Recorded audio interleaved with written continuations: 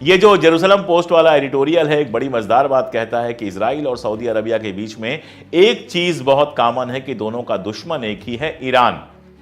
अब Saudi Arabia और Iran की जो दुश्मनी है वही इजराइल और ईरान की भी दुश्मनी है। यह कहना तो एक बेवकूफ़ी होगी, लेकिन यह एक फैक्ट तो है ही कि अरब मुल्कों के बीच में जो आपसी झगड़े हैं उसका फायदा इजराइल ने बहुत कायदे से उठाया है और उस तरफ ही ये इशारा भी कर रहा है।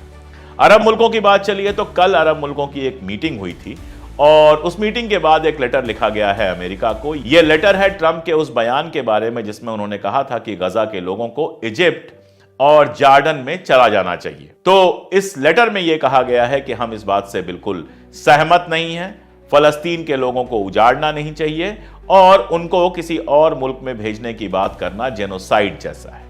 अब लेटर है, लिखा गया है, उसके असर तो क्या ही होंगे। एक स्टैंड लिया गया है, इस स्टैंड पर वो कितना टिकते हैं, उसके लिए कितना आगे बढ़ते हैं, ये देखने वाली बात होगी। अभी तक का एक्सपीरियंस देखें तो इस लेटर में 2 नेशन थ्योरी की भी बात की गई है, फलस्तीन की आज़ादी की भी बात की गई है, लेकिन लगता नहीं है कि कागजी खाना पूर्ति से आगे ये लोग कुछ और करना चाहें।